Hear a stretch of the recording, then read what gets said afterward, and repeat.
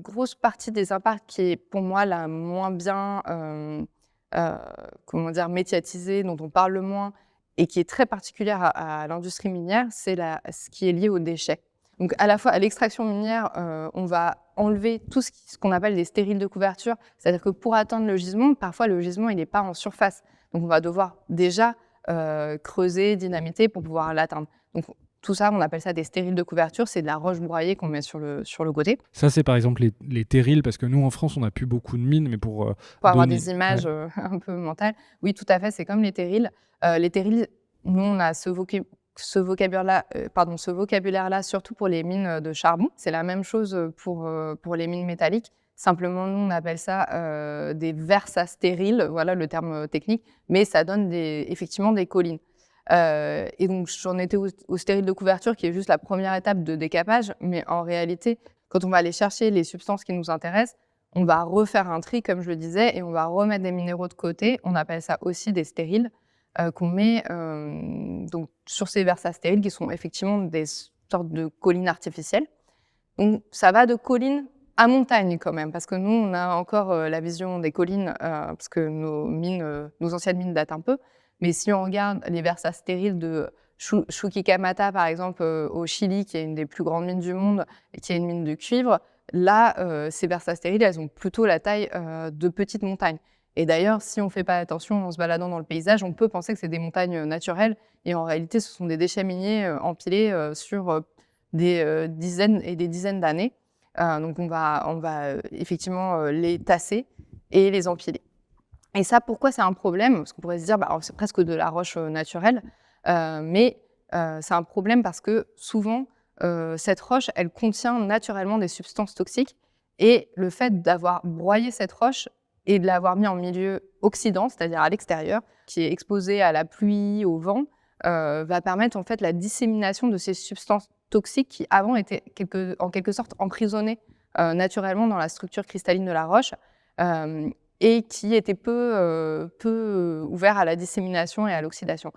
Donc, notamment, je prenais l'exemple de Chuquicamata, pas au hasard, parce que c'est une mine de cuivre dans laquelle il y a aussi des métaux précieux et qui contient des sulfures. Et là, on a un problème supplémentaire parce qu'avec ce minéral, cette famille de minéraux que sont les sulfures, on a un phénomène d'oxydation qui amène à de l'acidification naturellement.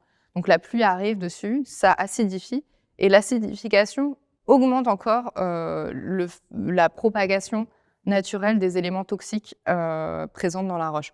Donc, la pluie rentre dans ces collines artificielles, elle s'acidifie en présence des sulfures, il y a une réaction avec les sulfures, elle emmène de l'arsenic qui était présent naturellement, et l'arsenic entre autres, un des éléments toxiques, et donc on va avoir des eaux qui sortent de ces collines qui vont être rouges, voire noires, avec un pH très acide à 3. Donc ça, c'est pas très bon pour personne, ni pour les humains, ni pour la végétation, ni pour la biodiversité. Et on a des éléments en plus toxiques dedans. Donc, quand on broie la roche, ces grandes quantités de roche, on libère des métaux lourds, du mercure, de l'arsenic, tous ces métaux pas très sympas pour nous. Et en fait, ça va dans les eaux, ça attaque la biodiversité, ça contamine les eaux. Concrètement, pour nous, quelles sont les conséquences de la libération de ces métaux-là? Alors, ça va dépendre évidemment de l'environnement local et de la façon dont sont stockés ces stériles. Parce que, oui, ce que j'avais pas dit, c'est que du coup, il y a un autre type de stockage des déchets qui est, lui, plus bas dans la chaîne de transformation. Plus on va vers l'affinage, plus on va avoir des déchets concentrés en métaux toxiques, et plus ils vont être fins aussi en général. C'est presque comme de la cendre, la granulométrie. Et donc, on va avoir le même problème que je dépeignais pour les stériles, mais avec ce qu'on appelle des résidus. Et cette fois-ci, en général, c'est plutôt stocké en lac artificiel. Donc, on a les montagnes artificielles et les lacs artificiels avec des déchets dedans. Et effectivement, les conséquences concrètes...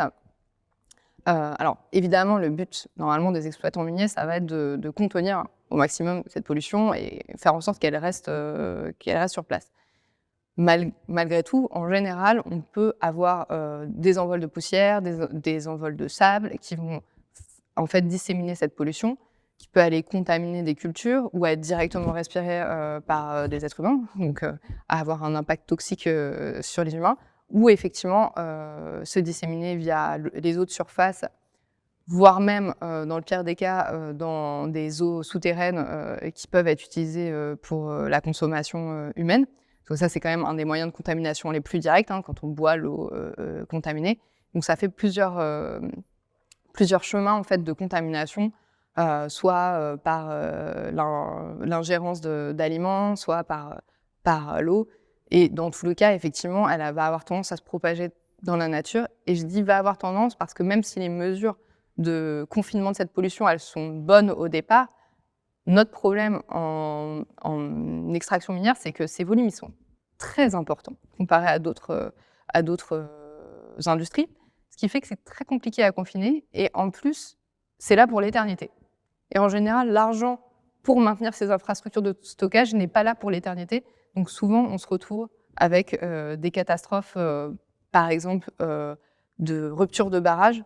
Donc, le barrage, quand on parle de barrage, en général, c'est le barrage qui contient les résidus miniers, comme ça s'est passé à Brumadinho, par exemple, Au Brésil. Voilà, au Brésil. Donc, il y a eu 2 grandes catastrophes de rupture de barrage au Brésil qui a amené en fait le déversement de centaines de milliers de tonnes de résidus dans des grands fleuves qui, pour le coup, eux, sont source de biodiversité, mais aussi de consommation d'eau, d'eau pour les cultures. Et donc là, on est vraiment sur des catastrophes environnementales majeures quand ça arrive.